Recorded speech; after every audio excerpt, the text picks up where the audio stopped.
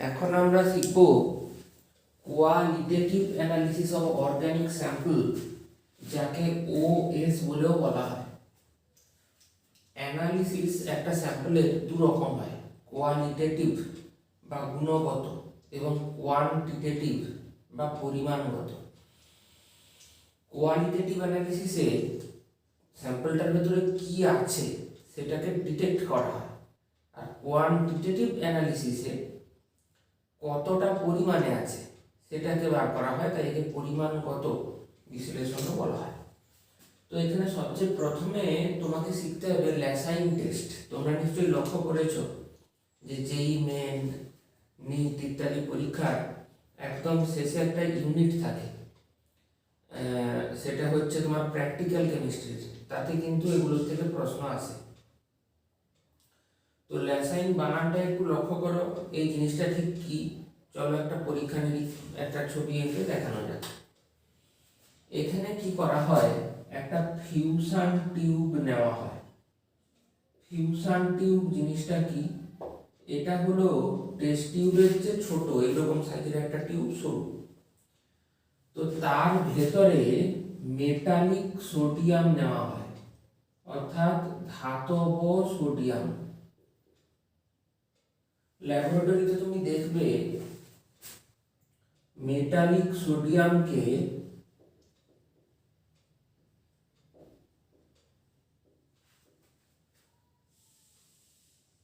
কেরোসিনের মধ্যে রাখা হয়, কিন্তু জলের মধ্যে কেন রাখা হয় না?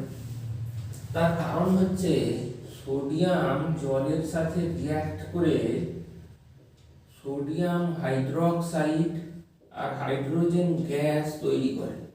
এই রিঅ্যাকশনে প্রচুর হিট ইনভলভড হয়, তার ফলে এই হাইড্রোজেন গ্যাসের আগুন জ্বলে যায়, জ্বলতে থাকে। তখন লোকে, সাধারণ মানুষ ভাবতে পারে যে জলে আগুন লেগে গেল, তুমি যদি জলে সোডিয়াম ছড়ে দাও সেখানে দেখবে আগুন জ্বলছে, একই ছেলে বাবা জলে আগুন লাগিয়ে দেয়। যাই হোক, মেটালিক সোডিয়ামের সাথে অর্গানিক স্যাম্পল নেওয়া হয়েছে, তারপর একটা বুনসেন বার্নারে এটাকে হিট করা হচ্ছে। তো কতক্ষণ পর্যন্ত হিট করা হবে? যতক্ষণ পর্যন্ত না এটা লাল হয়ে যাচ্ছে, red hot, until red hot. তার মানে এটা তখন গলিত অবস্থায় চলে এসেছে, মোল্টেন স্টেটে চলে এসেছে। বলো, তারপরে কি হবে? এটাকে ফিল্টার করতে হবে। এরকম একটা কনিক্যাল ফ্লাস্ক নেওয়া হবে, একটা ফানেল থাকবে, তার ভেতর দিয়ে ড্রপ ড্রপ করে নিচে এসে জমা হবে। এইখানে যেটা জমা হবে সেইটিকে বলা হয়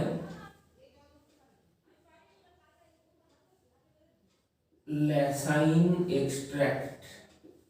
এই ল্যাসাইন এক্সট্র্যাক্ট দিয়ে যা কিছু কাজ সেগুলো আমাদের করতে হবে। তিনটে কাজ করতে হবে, এটার মানে তিনটে পার্ট নিয়ে নিতে হবে। একটা পার্ট আমাকে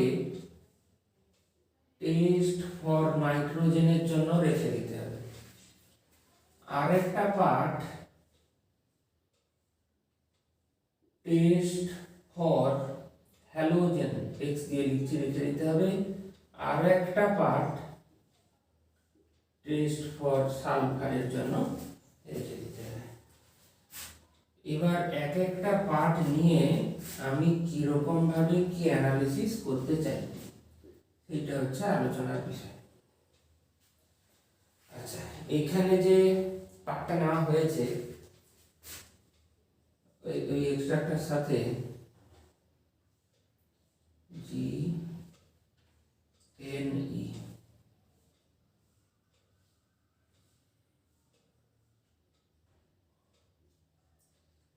আমাকে প্রথমে freshly prepared ferrous sulphate solution যোগ করতে হবে। তারপরে কনসেন্ট্রেটেড সালফিউরিক অ্যাসিড যোগ করে হিট করতে হবে। তখন যদি একটা ব্লু কালার দেখতে পাই তাহলে বুঝতে হবে যে স্যাম্পলের মধ্যে নাইট্রোজেন প্রেজেন্ট আছে। নাইট্রোজেন কি কি হিসেবে থাকতে পারে অর্গানিক স্যাম্পলে? NH2 হিসেবে থাকতে পারে, NO2 হিসেবে থাকতে পারে, CONH2 হিসেবে থাকতে পারে, ইত্যাদি নানাভাবে থাকতে পারে। তো প্রশ্ন হচ্ছে এই, এখানে রিঅ্যাকশনটা ঠিক কি হলো? রিঅ্যাকশনটা কি হলো বলতে, ল্যাসাইন টেস্ট যখন আমরা করেছিলাম সেখানে ফিউশন যখন করা হয়েছে, এইখানে ফিউশন মানে খুব জোরে উত্তপ্ত করা হয়েছে, তখন এইরকম একটা রিঅ্যাকশন হয়েছে, Na+C+N থেকে NaCN। তোমার দেখে এটাকে যতই অদ্ভুত মনে হোক, এটা হয়েছে। সোডিয়ামটা তো আমি মেটালিক সোডিয়াম নিয়েছিলাম, কার্বন এবং নাইট্রোজেন এরা দুজনে কিন্তু অর্গানিক স্যাম্পলের ভেতরেই ছিল। এবার এই সায়ানাইডের যে তৈরি হয়ে গেল তার সাথে রিঅ্যাকশন হবে। ফেরাস সালফেটে কি আছে? Fe2+। এই Fe2+ 6টা সায়ানাইডের সাথে রিঅ্যাকশন করে FeCN6 বা ফেরোসায়ানাইড বানায়। কনসেন্ট্রেটেড সালফিউরিক অ্যাসিড কি করে? কনসেন্ট্রেটেড সালফিউরিক অ্যাসিড Fe2+ কে অক্সিডাইজ করে Fe3+ এ পরিণত করে। এই Fe3+ ফেরোসায়ানাইডের সাথে রিঅ্যাকশন করে Fe4 FeCN6 এই জিনিসটি বানায়। এখানে আয়রনের অক্সিডেশন স্টেট বাইরে 3 আর ভেতরে 2, রেডক্স চ্যাপ্টারে আমরা পড়েছি এটা। তো এটার নাম হচ্ছে প্রুসিয়ান ব্লু। এর আরেকটি নাম আছে, সেটা হলো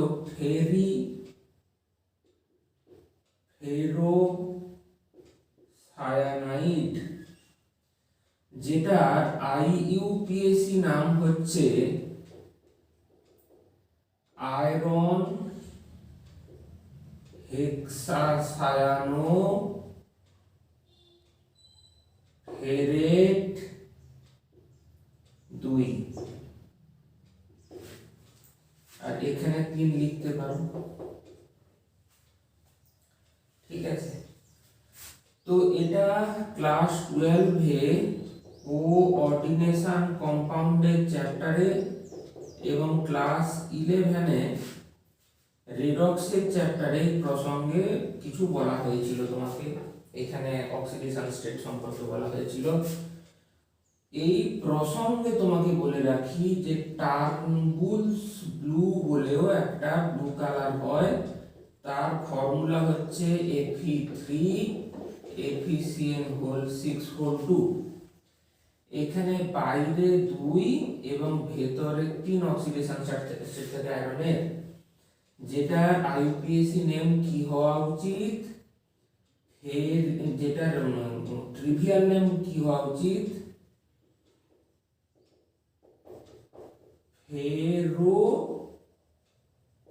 ফেরিসায়ানাইড। ওকে, এবং এটার IUPAC নাম কি হওয়া উচিত, সরি হ্যাঁ, সেটা হচ্ছে আয়রন 2 হেক্সা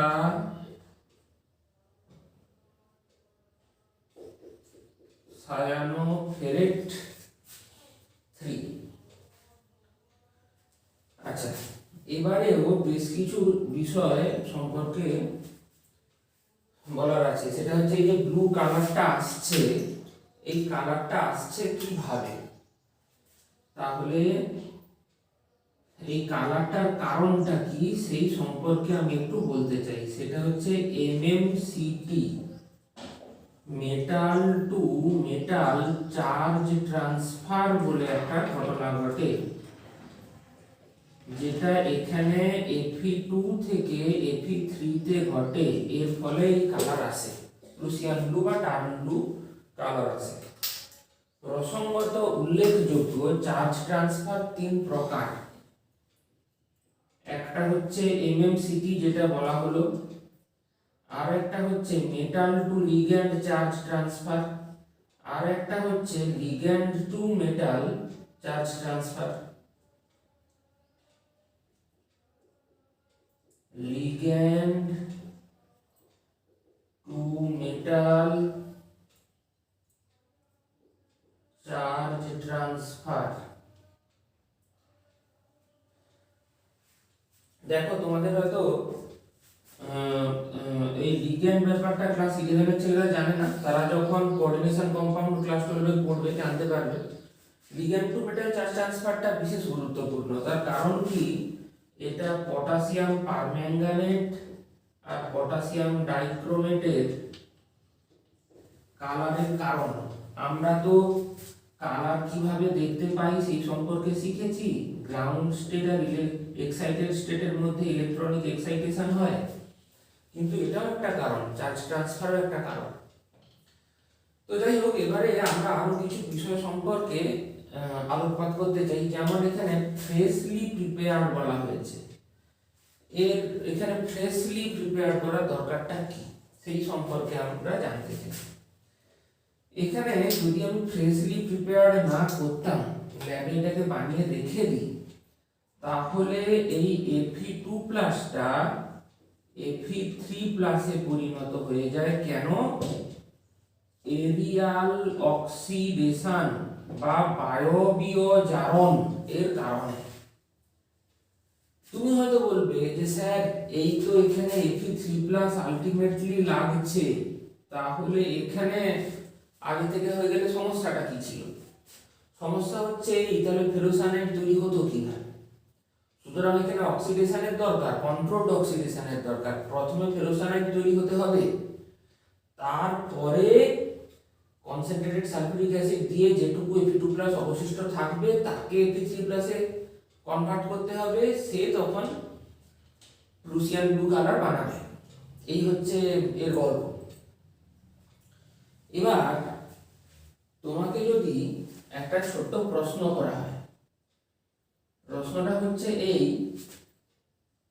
যে নিচের কোনটার ক্ষেত্রে ল্যাসাইন টেস্ট করে তুমি প্রুসিয়ান ব্লু কালার দেখতে পাবে?